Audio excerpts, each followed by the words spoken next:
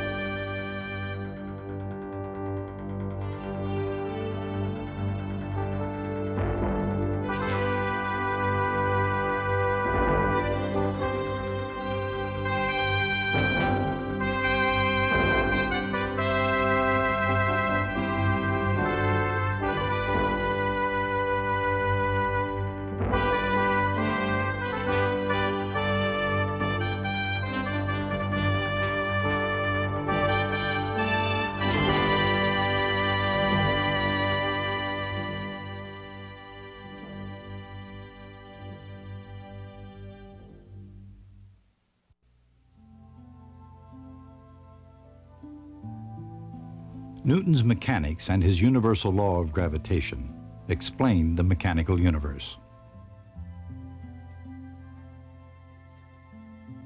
But a few rare things in the universe seem to go beyond even Newton's explanation, and seem to require a change not only in the nature of gravity, but even in the meaning of space and time. To Albert Einstein, the enigma of gravity, time, and space was of no small consequence. It was a puzzle that promised enormous challenge, and if solved, the answer to perhaps some of the deepest mysteries in the cosmos. Like Newton before him, Einstein began with the law of falling bodies. Galileo didn't quite understand gravity. No one really would until Newton. But he discovered the fact that all bodies fall with the same constant acceleration.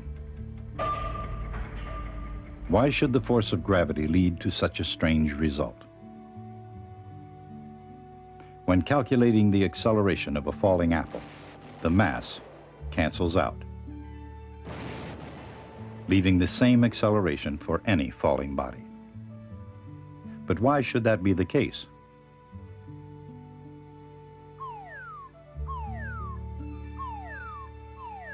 In F equals ma, the mass determines how much force is needed to produce a given acceleration. In other words, the mass determines how strongly a body resists changing its motion. This property of a body has nothing to do with gravity.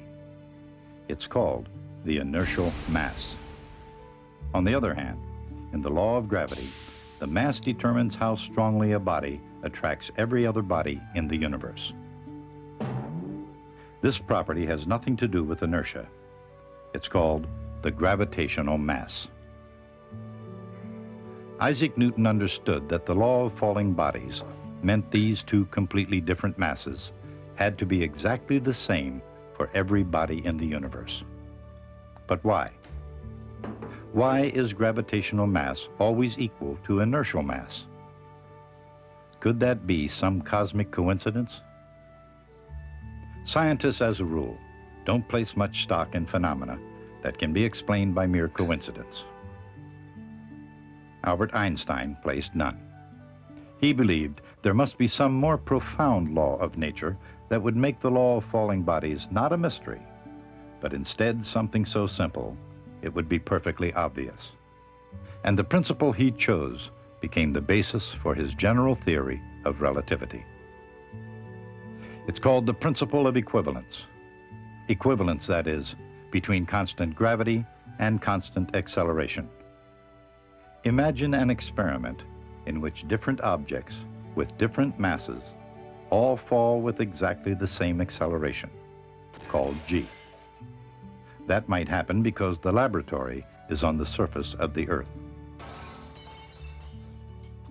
But the same thing would also happen if the laboratory were far from Earth and everything else, say in intergalactic space. It would happen if the laboratory were accelerating upward with acceleration g. All the objects inside, obeying the law of inertia, would not accelerate. But they would all seem to fall with the same constant acceleration. Albert Einstein understood that the law of falling bodies and the mysterious equality of gravitational mass and inertial mass would be perfectly explained if the following fundamental principle were true.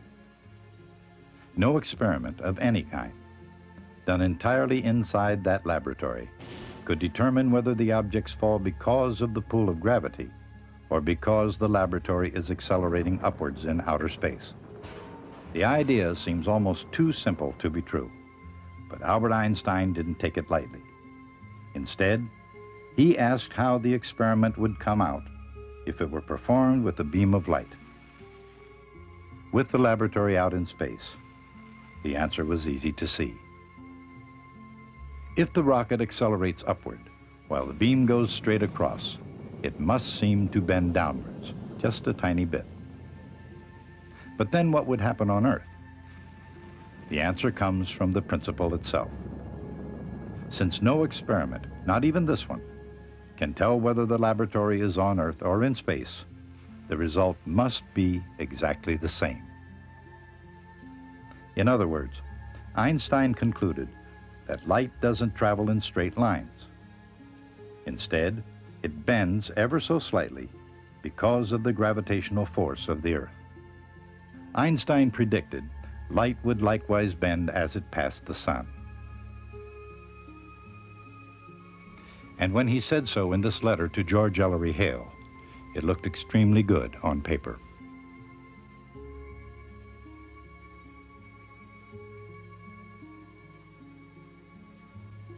And so, George Ellery Hale, Einstein's correspondent, and himself one of the great astronomers of the early 20th century, made a gentle suggestion. Why not observe the sun during an eclipse? And in 1919, that's precisely what Sir Arthur Eddington and his party of solar explorers went out and did. The triumphant success of that expedition was the first great proof of relativity and turned the quiet, shy Albert Einstein into an instant, world-famous folk hero. Everyone knew about him, even though few could understand relativity. And no one really knows why the world took Einstein to its heart. Probably, exhausted by World War I, people needed a hero. His discovery was benign, and Albert Einstein looked like everyone's favorite uncle. He also became the symbol for all scientists, and it didn't make any difference that few could understand Einstein's great work. The principle of equivalence raises an interesting question. If light travels curved paths, what is a straight line? Einstein said that it makes no sense to talk of straight lines. Space itself is curved. Not only space, but space-time. That means that space and time change as they move through gravitational fields. But how does that relate to Newtonian physics? In his laws of motion, Newton said a body moving in a straight line will keep moving in that straight line until it's acted upon by an outside force. If there are no straight lines, what is the meaning of the law of inertia? On a flat map or chart, the shortest path between 2 points is the familiar straight line that joins them, but not on the surface of a globe. Here, the shortest path between 2 points is not a straight line, but is a great circle. To generalize, the shortest path between any 2 points on any surface is called a geodesic. Einstein said that starlight may not really be bent by the gravitational force from the sun. Instead, it can be said to travel inertially along the shortest path between any 2 points in the local curved space-time. That makes it seem to bend to any observer, and for the same reason, The Earth's orbit doesn't have to be, as Newton said, a compromise between inertia, which makes the Earth want to fly off in a straight line, and the sun's gravity, which keeps the Earth circling the sun. Just like the light, the Earth can be said to move inertially, without any forces, along a geodesic and the local space-time created by the sun's presence. In other words, curved space-time, or even just curved space, can create the appearance of a force even if there is none. Imagine two beings starting out on a journey, obeying the law of inertia, on what they think are two straight lines. But since they're on the surface of a sphere, they're really great circles.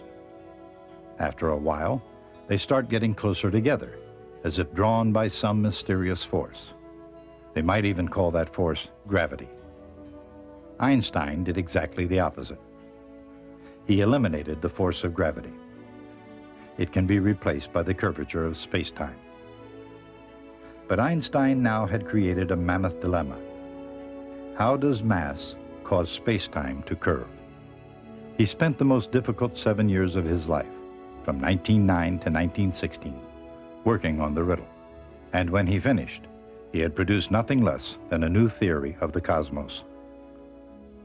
It was a theory that was not designed to extend or expand Isaac Newton's mechanical universe. Instead, it was designed to replace it completely. But how could that be possible? Could it be that Newton's theory was wrong after all? Does the moon not fall 1/20th of an inch every second? Do planets not still sweep out equal areas in equal times? And when a spacecraft leaves the Earth, who's driving? That's a good question. I think Isaac Newton's doing most of the driving right now. Of course, Newton's laws work just as well as they always have. In most places and most times, Newton's universe and Einstein's universe are so nearly identical that only the most precise instruments of science, stretched to the limits of their abilities, can detect the tiny differences. But there are times and places in the universe where conditions are so extreme that only Einstein's theory can explain them. For example, when a very large star, much larger than the sun, exhausts its nuclear fuel, it starts to collapse under its own gravity. Some of the mass is blasted away in a violent explosion, but with no force strong enough to oppose the collapse. The inward fall of the rest continues until gravity becomes so intense that space-time itself is stretched and warped into a point of infinite curvature, called a black hole. Like an ordinary projectile falling back to Earth, light itself and absolutely anything else is drawn back by that awesome concentration of mass. It takes an immense amount of mass crowded into a tiny space to create a black hole. If black holes exist, they are either remnants of collapsed giant stars, or they may be primeval, left over from the Big Bang, the instant when the universe began.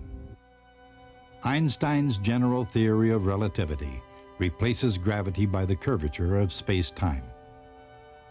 The more massive an object, the greater the curvature of space-time around an object. A black hole is an object for which space-time is so warped that nothing can escape from it.